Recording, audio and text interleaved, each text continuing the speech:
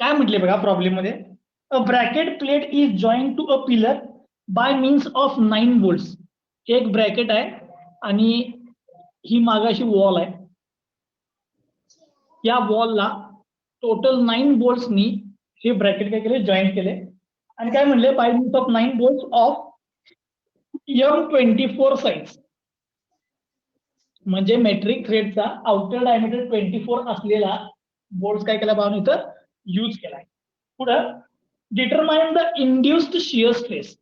आणि बोल्ट मध्ये shear stress किती इंड्यूस झाला असेल असं विचारलंय. Determine the induced shear stress due to eccentric load of 36 kilonewton. 36 kilonewton हा इसेंट्रिक लोड लागलाय आणि याच्यामुळे या बोल्ट मध्ये किती शियर स्ट्रेस इंड्यूस झाला असेल असं विचारलंय. आता हा प्रॉब्लेम सॉल्व्ह करायच्या अगोदर मी सगळ्या बोल्ट्सना पहिल्यांदा नंबर देतो. 1 2 3 4 5 6 7 8 9 सगळ्यांना नंबरिंग केलं. आता तुम्ही जरा फिगरकडे बघून सांगायचं मला की या बोल्टमध्ये प्रायमरी आणि सेकंडरी कुठले कुठले स्ट्रेसेस असतील. या बोल्टमध्ये प्रायमरी आणि सेकंडरी कुठले कुठले स्ट्रेसेस असतील. प्रायमरी नॉर्मल कटिंग शेअर असणार आणि secondary shear due to movement. Primary काय असणार, shear. Secondary due to movement. होय, ड्यू टू मुवमेंट, पण शियर, टेन्साईल, बेंडिंग काय येणार. एक सेकंड, इकडे हे म्हटल्यावर शियर कुठलं Shear. इलॉंग म्हणजे कुठं होणार कर ते मुवमेंट मुळे.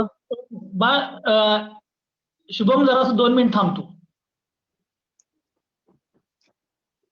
यश यश सांगतो, यश प्रायमरी आणि सेकंडरी.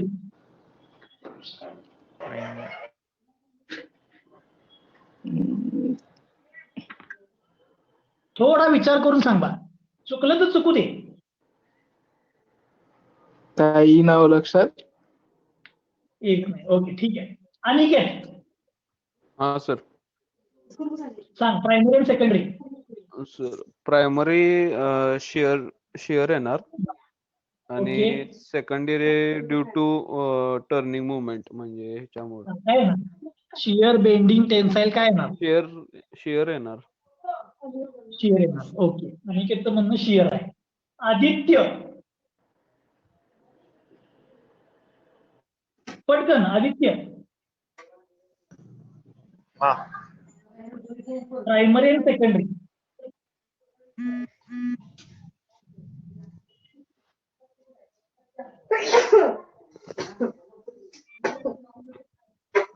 जरा पटकन बाळांनो. हा सर, काय म्हणता. प्रायमरी सेकंडरी सांग की गोट्या. माहित नाही जस्ट. ओके, लास्ट विचारतो. शुभम जाधव.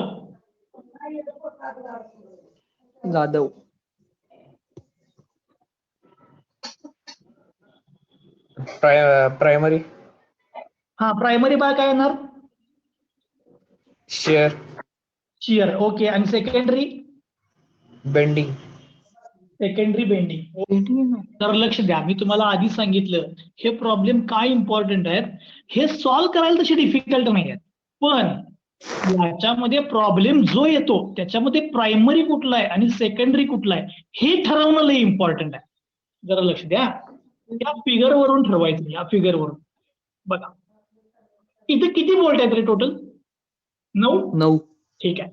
हे कसं लावलंय बघा, एक वॉल आहे अशी, ही वॉल, आणि त्याच्यावरती हे समजा ब्रॅकेट आहे ते असं लावले.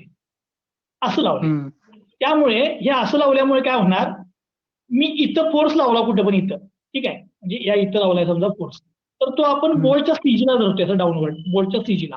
बरोबर, ते दाखवतो जरा मी. पहिल्यांदा इथं 9 बोल्ट दाखवतो. ह्या प्रॉब्लेमला 2-2 तुम्ही प्रॉब्लेम सॉल्व्ह केले असतील आणि जर तुम्हाला समजत असेल की प्रायमरी कुठला, शियरी कुठला, तर तुम्ही कुठला पण प्रॉब्लेम सॉल्व्ह करू शकताय. ठीक आहे. मग हे तुमचे टोटल 9 बोल्ट, हा डाऊनवर्ड फोर्स या बोल्टच्या सीजीला घ्यायचा. सांगा, बोल्टचा सीजी कुठे येणार सांगा त्याला. सेंटरला Center. सिमेट्रिक आहे इथे घेतो हा पी आला म्हणजे काय हा फोर्स ते बघा इथं घेतला मी इथं सीजीला. आता या फोर्समुळे समजा हे बोल्ट तुटले तर हे बघा ही एक वॉल आहे मागं त्याच्यावर हे ब्रॅकेट आहे आणि इथं वरती फोर्स आहे समजा तुटलं तर हे खाली जाणार बघा असं हे असं खाली जाणार.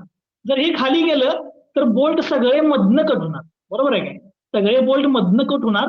याचा अर्थ बोल्ट असा आहे मधनं कट झाला म्हणजे ऍक्सिसला परपेंडिक्युलर बोल्टच्या ऍक्सिसला परपेंडिक्युलर आहे म्हणजे प्रायमरी काय शिअर. मग तुम्हाला मी आधीच सांगितलं प्रायमरी शिअर जे आहे त्याची डायरेक्शन कशी असते सांगा.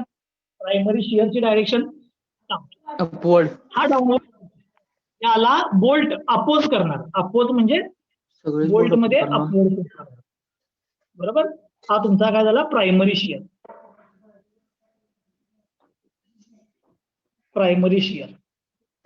आता हा प्रायमरी शिअर कशामुळे आला ड्यू टू डाऊनवर्ड फोर्स. ठीक आहे समजलं हे सगळं. आता 1 नंबरच्या बोल्टला P1 डॅश म्हणणार मी 3 नंबरच्या बोल्टला P3 डॅश म्हणणार 9 नंबरच्या बोल्टला P9 डॅश म्हणणार 7 नंबरच्या बोल्टला P7 डॅश. ठीक आहे 7 नंबरच्या बोल्टचा प्रायमरी. हेच प्रायमरी सगळ्यांना प्रायमरी मध्ये सहसा चूक होत नाही पण सेकंडरी मध्ये चूक होत्या. आता सेकंडरी कसा येणार मी सांगतो जरा लक्ष द्या हे महत्वाचं आहे. काय आहे ही मागं वॉल आहे मागे हा तेव्हा ही वॉल याच्यावर ही ब्रॅकेट आहे आणि इथं फोर्स लावला इथं फोर्स इसेंट्रिक. या फोर्समुळे हे ब्रॅकेट काय करणार रे रोटेट व्हायला बघणार रोटेट बरोबर. आता रोटेट झालं तर कसं होणार बघा हे बघा हे ब्रॅकेट आहे रोटेट झालं तर हे डायरेक्ट असं फिरणार ना बघा हे असं फिरणार.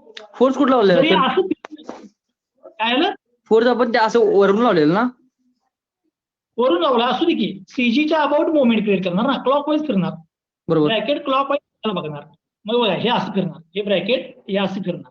क्लॉकवाईज जर बरोबर फिरलं तर हे सगळे बोल्ट मधले काय होणार सगळे बोल्ट ब्रॅकेट फिरलं तर तुटणार मधनं तुटणार बरोबर सेंटर मधनं तुटणार मधनं तुटला याचा अर्थ काय झाला आता ऍक्सिसला परपेंडिक्युलर डायरेक्शन तुटलं म्हणजे काय आलं सेकंडरी पण शिअर झाला. ठीक आहे मग मी ते दाखवतो सेकंडरी शिअर. आता मागची केस आणि ह्या केसचा फरक परत एकदा सांगतो पण पहिला मी सेकंडरी शिअर दाखवतो तुम्हाला. 1 2 3 4 5 6 7 8 9 हा सीजी आहे. सांगा या बोल्ट मधला 1 नंबरच्या बोल्ट मधला मोमेंट हा जर क्लॉकवाईज असायला पाहिजे असेल तर बोल्ट जो मोमेंट लावणार तो कसा यायला पाहिजे. बोल्ट जो मोमेंट लावणार तो क्लॉकवाईज येणार का अँटी क्लॉकवाईज.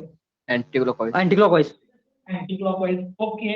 मग अँटी क्लॉकवाईज मोमेंट कसा लागणार बघा 1 नंबरचा बोल्ट सीजीला जॉईन करायचा म्हणजे हे त्याचं डिस्टन्स R1 बरोबर आणि याला परपेंडिक्युलर फोर्स म्हणजे हा फोर्स परपेंडिक्युलर फोर्स खालती येणार आणि खाली का अँटी क्लॉकवाईज फिरायला पाहिजे म्हणजे एरो खाली आला. हा झाला तुमचा P1 डबल डॅश. 2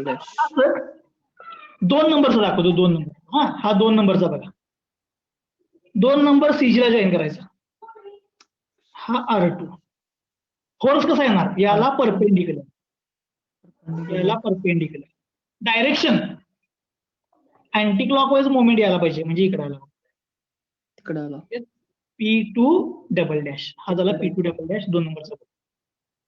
3 नंबरचा बोल्ट पण दाखवतो 3 नंबरचा हे बघा हे डिस्टन्स जॉईन करायचे हा R3 याला परपेंडिक्युलर फोर्स म्हणजे मोमेंट होईल आणि अँटी क्लॉकवाईज यायला पाहिजे म्हणजे हाच येणार वरती येणार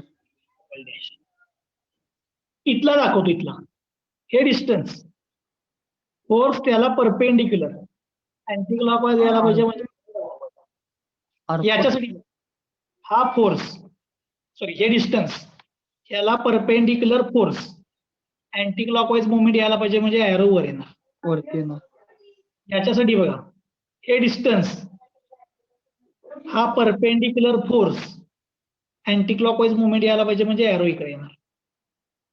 आता बाकीच्या दाखवतो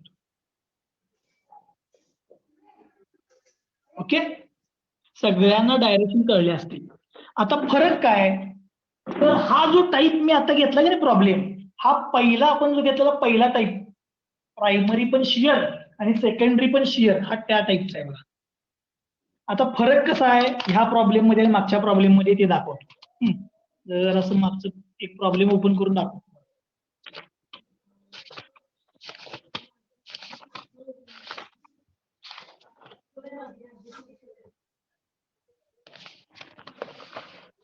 हे बघा, हा पहिला टाईप होता, पहिला टाईप.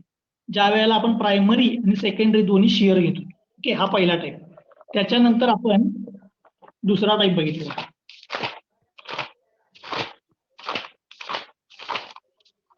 दुसरा टाईप बघितला, हा बघा. इथं काय होत होतं, इथं हे या वॉलवर असल्यामुळे मोमेंट असं लागलाय, त्यामुळे ही वॉल अशी असल्यामुळे ते काय व्हायचं, हे पुढे मूव्ह व्हायचं या टिपिंग पॉईंटच्या अबाव. आणि या टिपिंग पॉईंटच्या अबाव पुढे मूव्ह झाल्यामुळे हे बघा, ही फिगर अशी व्हायची. आणि ही फिगर अशी झाली की इथे हे टेन्साईल येतात, टेन्साईल म्हणजे हे दोन्ही बोल्ट करायचे इलॉंगेट. म्हणजे इथं प्रायमरी शियर आणि सेकंडरी काय असायचं, टेन्साईल. ठीक आहे. पण ही फिगर बघा आणि ही फिगर बघा, याच्यामध्ये इथं त्याला ब्लॉक करायला काही नाहीये, त्यामुळे हा सीजीच्या अबाउट पूर्ण फिरू शकतो. पूर्ण फिरला की हे चारही बोल्ट म्हणजे सगळे बोल्ट तुटतील आणि सगळ्या बोल्ट मध्ये काय असणार, शियर. त्यामुळे सेकंडरी काय म्हणजे शियर. ओके, प्रायमरी पण शियर आहे आणि सेकंडरी पण काय शियर आहे. सगळ्यांना समजलं शियर कसं आलाय ते? हो. आता आपण भावानं पुढे जाऊया. मग प्रायमरी शियर आहे, सेकंडरी शियर आहे. गंमत काय प्रॉब्लेमची बघा, मला तुम्ही सांगायचं. या प्रॉब्लेम मध्ये ऑलरेडी डायमेन्शन दिले. बोलचा डायमीटर किती आहे सांगा? बोलचा 24 बरोबर, 24 आहे डायमीटर. म्हणजे ऑलरेडी मला डायमेन्शन माहित आहे. मग प्रायमरी पण शियर आहे, सेकंडरी पण शियर आहे. मला ऑलरेडी डायमीटर दिलाय, मग मी इथे लिहितो आता. Here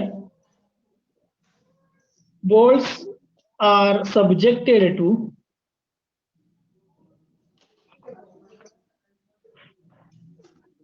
primary shear. आता प्रायमरी शियरच्या ब्रॅकेटमध्ये मुद्दामून लिहितो, प्रायमरी शियर कशामुळे, due to downward force. Due to downward force.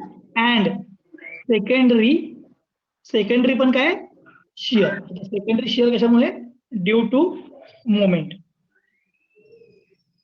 आता दोन्ही पण शियर आहे. आता जर दोन्ही पण शियर असतील तर प्रायमरी शियर मला शोधायचा आहे. पण आपण स्ट्रेस काढताना कुठल्या बोल्टचा काढतो रे? स्ट्रेस काढताना आपण कुठल्या बोल्टचा काढतो?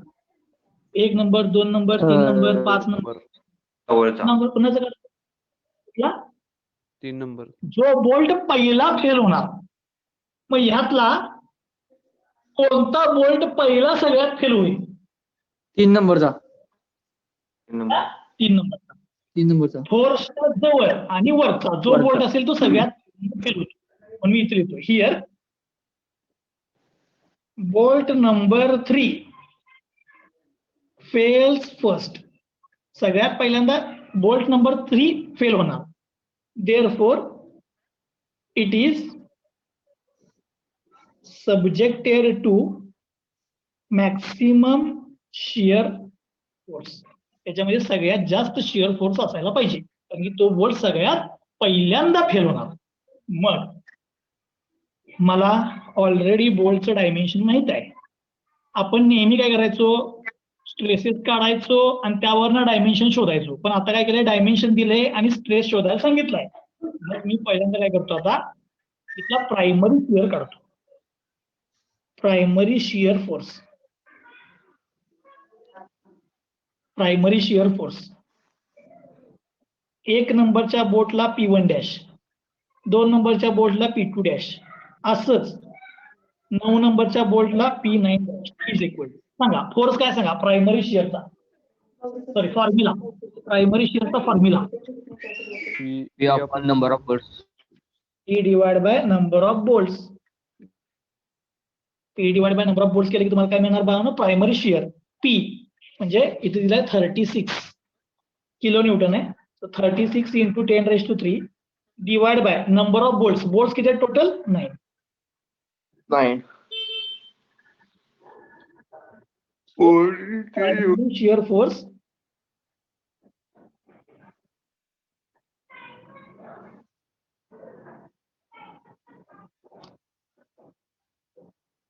प्रायमरी शिअर फोर्स हा किती आहे 4000 आहे. 4000.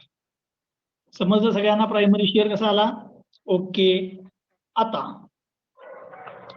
मला काय काढायचं आहे सेकंडरी शिअर.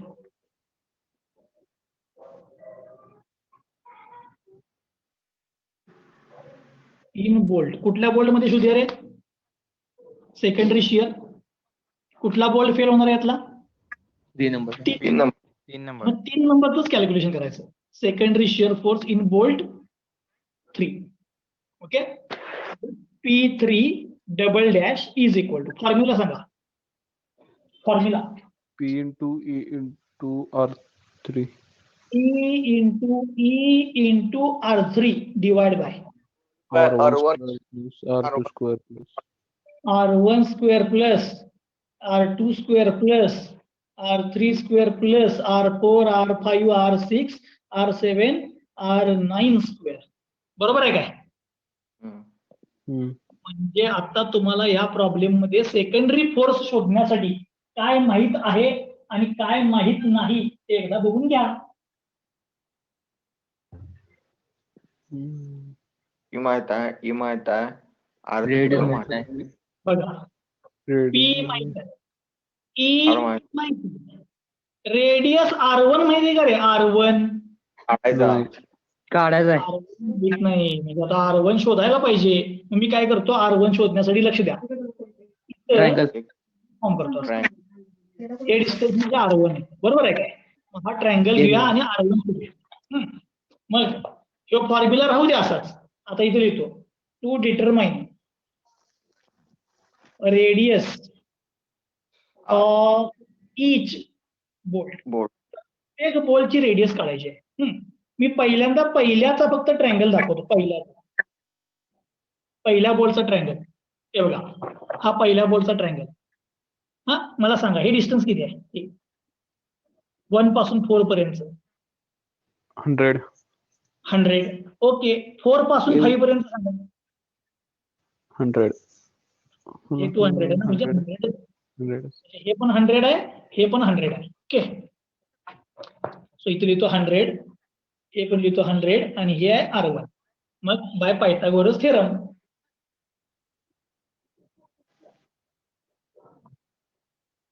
पायथागोरस थेरम ने काय येणार बघा R1 square is equal to 100 square plus 100 square. काय करा हे ऍडिशन करा रूट घ्या तुम्हाला R1 मिळेल.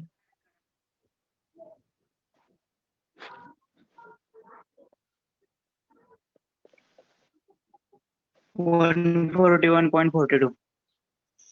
141.42 mm. हे मला काय मिळाला R1. आता विचार करून सांगा तुम्ही R1 मिळाला. विचार करून सांगा R1 सारखी कुणाकुणाची किंमत सेम असणार आहे. R3, R7, R9. R7 सगळ्यांचीच की म्हणजे 1 ची 3 ची 7 ची 9 ची. 1, 3, 7 आणि 9 ची किंमत काय असणार सेम. मी लिहितो here R1 is equal to R3 is equal to R7 is equal to. म्हणजे किती जणांची मला रेडियस मिळाली आता 4 जणांची. ओके. आता राहिला R2 किती असणार सांगा. R2 100. R2 100. 100. R4 सांगा. R4 100 100. 100 R8 okay. R2 R4 R6 R8 is 100. समजलं. त्याला काही डिटरमाइन करायची गरजच नाही. त्यांच्या किमती डायरेक्ट मिळाल्या. ह्यात कुठली रेडियस राहिली सांगा आता.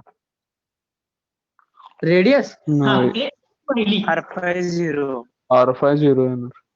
R5 0 ना. 5 इज इक्वल 0. ओके, कारण की R5 हा कुठं आला बरोबर CG लाच आला, रेषेवर बरोबर CG ला आला. ठीक सीजीवर आहे? आला.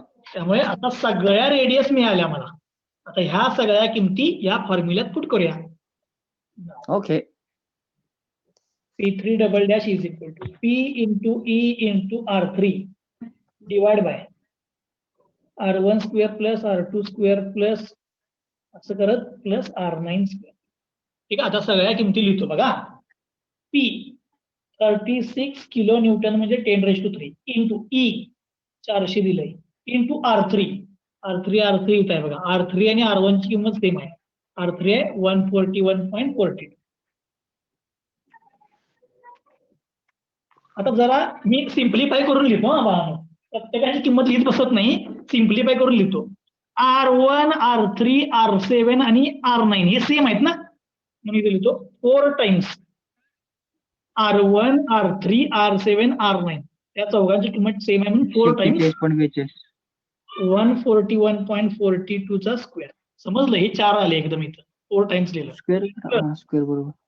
प्लस 4 टाइम्स R5 किती आहे 0, ते 0 लिहितो.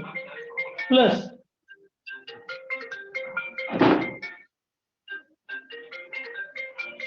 हंड्रेडचा स्क्वेअर येतो ना पुढं. बघा हे R5 झालं हा. R1, R3, R4, R7 झालं, R5 झालं. आता R2, R4, R6, R8 हे पण 4 आहेत बघा. सो 4 टाइम्स ह्यांची किंमत किती आहे 100 चा स्क्वेअर म्हणजे हे 4 आणि हा 1 मिळून जाईल 9 टोटल. ओके, सॉल्व्ह करा तुम्हाला 16.97 इंटू 10⁻³ किती 16.97 इंटू 10⁻³ बरोबर येते का बघा. हो, बरोबर आहे. बरोबर. ओके, प्रॉब्लेम अजून संपला नाही. मला आता प्रायमरी आणि सेकंडरी शिअर फोर्स मिळाला. त्यानं मला स्ट्रेस विचारलं. बरोबर ना, बघा विचारलं शिअर स्ट्रेस फोर्स मिळाला. आता 3 नंबरच्या बोल्ट वरती कुठला फोर्स आहे सांगा मला. 3 नंबरच्या बोल्ट वरती कुठला फोर्स आहे. या 3 नंबरच्या बोल्ट वरती कुठला फोर्स आहे. 2 शेअर. एक प्रायमरी आहे आणि दुसरा सेकंडरी. सेकंडरी. आता ह्या दोघांना काय करायला पाहिजे, ह्या दोघांची काय करायला पाहिजे तुम्हाला ऍडिशन. बरोबर आहे काय. मग मी आता इथे लिहितो resultant force on bolt number 3. त्यासाठी मी FBD ड्रॉ करतो. FBD हा 3 नंबरचा बोल्टच पाहिजे मला. 1, 2, 3 हे बाकीचे नुसते असेच दाखवतो. माझ्यासाठी हा 3 नंबर महत्वाचा आहे. हा याच्यामधला प्रायमरीची डायरेक्शन सांगा कशी आहे. राईट आहे. अपवर्ड. हे बघा हा प्रायमरी P3 डॅश हा अपवर्ड आहे. सेकंडरीची डायरेक्शन सांगा. सेकंडरीची अँटी क्लॉकवाईज. रेडियसला काय आहे परपेंडिक्युलर दाखवतो.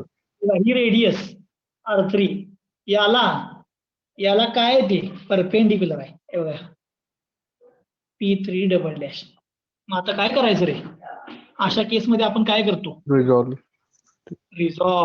बघा म्हणजे P3 डबल डॅश मी जरा बाहेर दाखवतो. याला रिझॉल्व करायला पाहिजे हॉरिझॉन्टल आणि व्हर्टिकल मध्ये. हा प्रायमरी बरोबर व्हर्टिकल आहे पण हा इन्क्लाइंड आहे. याला 2 करूया. मग हे 2 करण्यासाठी मला अँगल माहित असायला पाहिजे. हा अँगल माहित असायला पाहिजे. हा अँगल कसा शोधतोय बघा आपण. हे बघा इथं हॉरिझॉन्टल लाईन हे मागे एक्सटेंड करायचं. मग हा अँगल शोधायचा आहे. त्यासाठी आपण हा अँगल शोधता येत नाही म्हणून पहिल्यांदा आपण हा अँगल शोधतो. या अँगलला म्हणतो मी थिटा. या अँगलला काय म्हणतो थिटा. हा थिटा डिटरमाइन करायचा. R3 चा हॉरिझॉन्टल बरोबरचा अँगल. त्यासाठी इकडे या फिगर मध्ये हे बघा हे R3 याचा हॉरिझॉन्टल बरोबरचा हा अँगल हा पाहिजे आम्हाला. बरोबर इथे ट्रायंगल फॉर्म करतो. हा ट्रायंगल इथं दाखवतो बाजूला. इथंच दाखवतो बघा R3 आणि हा अँगल आणि हा ट्रायंगल आणि हा अँगल थिटा. सांगा हे डिस्टन्स किती आहे आणि हे किती आहे? शंभर हे दोन्ही 100. डिस्टन्स 100. थिटा कसा काढणार? थिटा इथं Tan cos tan 100 upon काय दोन्ही टॅन घ्या. Tan theta opposite upon adjacent. 100 divide by 100 हे थिटा इज इक्वल टू किती येणार? 45. कारण 1 आला ना, tan theta is equal to 1 झाला. म्हणजे थिटा इज इक्वल टू किती आला? 45. म्हणजे बघा हा अँगल 45 आहे, हे 90 आहे. 90 बरोबर, आपण जे नेहमी घेतो ते बसल्यावर ते येत आहे. होय. हा 45, हा 90, मग हा किती असणार? 90 minus theta. 90 minus theta. Okay? आणि थिटाची किंमत किती आहे? 45. त्यामुळे 90 मायनस थिटा हा अँगल दाखवतो. 90 minus theta is equal to किती येणार? 45. ओके, आता रिझॉल्व करा. मग हे रिझॉल्व करा. हा काय येणार? P3 double dash cos 45. हा काय येणार? P3 double dash sine 45. sin 45. म्हणजे मी आता कुठं पोहोचलो बघा. मी 3 नंबरच्या बोलचे फोर्सेस तर दाखवले. प्रायमरी शिअर अपवर्ड आहे, सेकंडरी इन्क्लाइंड आहे, इन्क्लाइंडला रिझॉल्व केले 2 झाले आणि हा 1, म्हणजे टोटल 3 फोर्स आहेत. आता 1, 2, 3. आता यांचं काय करा? एक्स डायरेक्शन एकत्र करा आणि वाय डायरेक्शन. आता पुढे काय करायचं? समेशन एफएक्स एक्स डायरेक्शनचे एकत्र करायचे. आता एक्स डायरेक्शनला किती आहेत सांगा? हा अपवर्ड म्हणजे एक्स डायरेक्शनला एकच आहे बघा. एकच आहे. Double dash cos 45. P3 double dash cos 45. P3 double dash किती आहे बघा? 16,970. 16,970. 16970 कॉस 45. सॉल्व करा, समेशन एफएक्स मिळेल.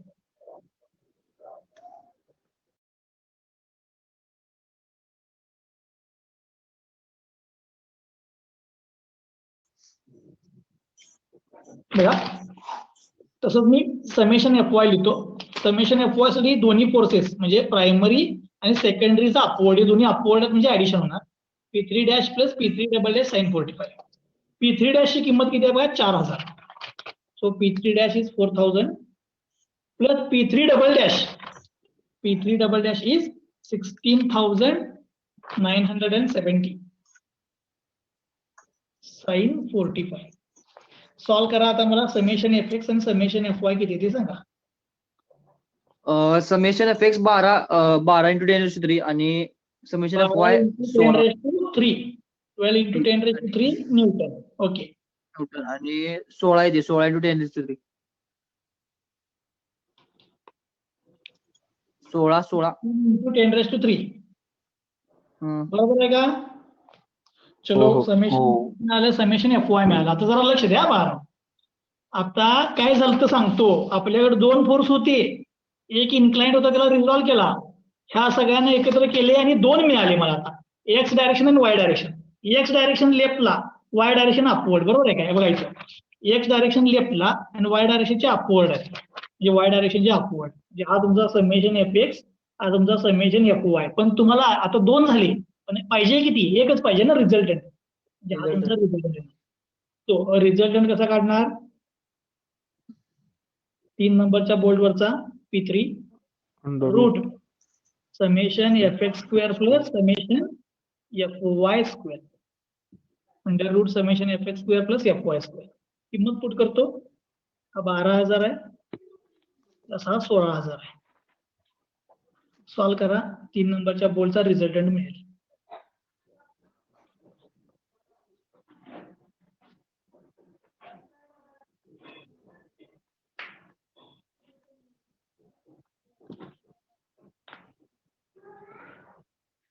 दोन 20,000.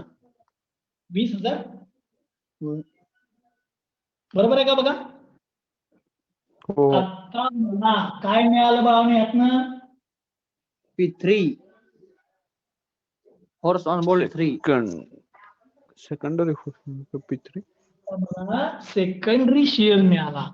प्रायमरी शिअर आधी मिळालेला, सॉरी सेकंडरी नाही रे, हा रिझल्टंट मिळाला.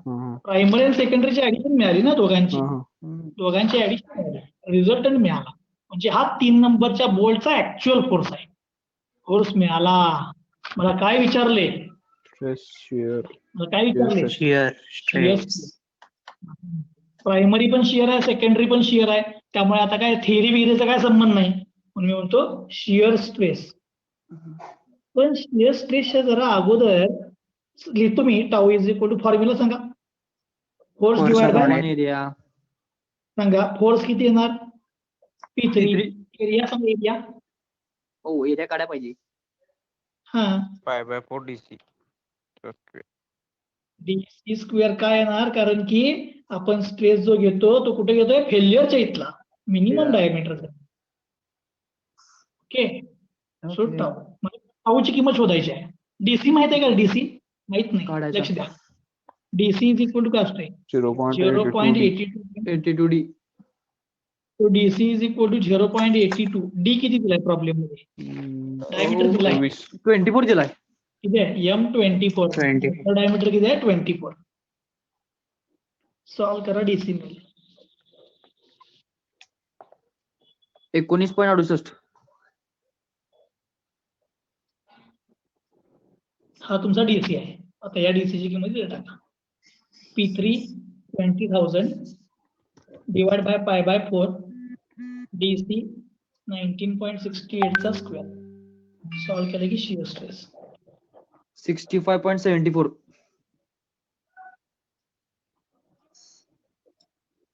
न्यूटन पर mm². म्हणजे त्या बोल्ट मध्ये जनरेट झालेला शिअर स्ट्रेस किती आहे? 65.74. न्यूटन पर ओके. आणि प्रॉब्लेम इथं संपला. मी जरा परत एकदा सांगतो. सोपा आहे पण जर असं त्रास करून घ्यायला लागते. काय दिलेलं मला? एक ब्रॅकेट दिलेलं, त्याच्यामध्ये 9 बोल्ट दिलेले, फोर्स दिलता, इसेंट्रिसिटी दिलेली, ही बोल्ट मधली डिस्टन्स दिली. आणि काय सांगितलं? M20 चा बोल्ट वापरलाय तर बोल्ट मध्ये जनरेट झालेला शिअर स्ट्रेस किती असणार सांग. मॅक्सिमम किती आहे ते सांगायचं. म्हणजे जो फेल होणार त्याच्यातला सांगायचा. मग मी काय केलं? हा फोर्स सीजीला घेतला. तो सगळ्या बोल्ट मध्ये अपोजिंग फोर्स अपवर्ड येणार, त्याला म्हणते आपण प्रायमरी. डाऊनवर्ड फोर्स मध्ये जो येतो त्याला प्रायमरी. आणि या क्लॉकवाईज मुवमेंटमुळे जो बोल्ट मध्ये मुवमेंट येतो त्याला काय म्हणतो आपण? सेकंडरी. हा सेकंडरी बघा, हा क्लॉकवाईज मुवमेंट असेल तर बोल्ट मधला काय आला पाहिजे? Anti clockwise. आणि शिअर का आला? कारण की या केसमध्ये हे सीजीच्या बोर्ड फिरणार. ते फिरलं की सगळे बोल्ट तुटणार, म्हणजे मधनं कट होणार, म्हणून त्याला म्हणजे सेकंडरी शिअर. मग distance into perpendicular, distance into perpendicular केले, अँटी क्लॉकवाईज द्यायला पाहिजे त्याप्रमाणे डायरेक्शन दाखवलं. हा प्रायमरी, हा सेकंडरी. मग प्रायमरीचा फॉर्म्युला वापरला P divide by number of bolts. सेकंडरीचा फॉर्म्युला वापरला P into E into R divide by R1 square R2 square R3 स्क्वेअरचे ऍडिशन. सगळ्या किमती रेडियस काढल्या, पुट केल्या, मिळालं. मग FBD काढली 3 नंबरची, प्रायमरी आणि सेकंडरी. सेकंडरी इन्क्लाइंड आहे, रिझॉल्व्ह केलं. मग एक्स डायरेक्शन वाय डायरेक्शनचे ऍडिशन केले. एक्स आणि डायरेक्शन वाय डायरेक्शनचे ऍडिशन केल्यानंतर त्यांचा रिझल्टंट काढला. रिझल्टंट आला म्हणजे ते 3 नंबरच्या बोल्ट मधला टोटल फोर्स. मग शिअर स्ट्रेस विचारलाय, force divide by area. Area घेताना कुठे येणार? कोर डायमीटरला, π/4 DC स्क्वेअर. मला डी दिलेला, त्यावरनं मी डीसी काढला, पुट करून शिअर स्ट्रेस मिळाला. हे तुमचा आन्सर आहे. आता ह्या प्रॉब्लेम मध्ये काय डाऊट असेल तर विचारा. सोपा आणि मस्त प्रॉब्लेम होता ना? होय. होय.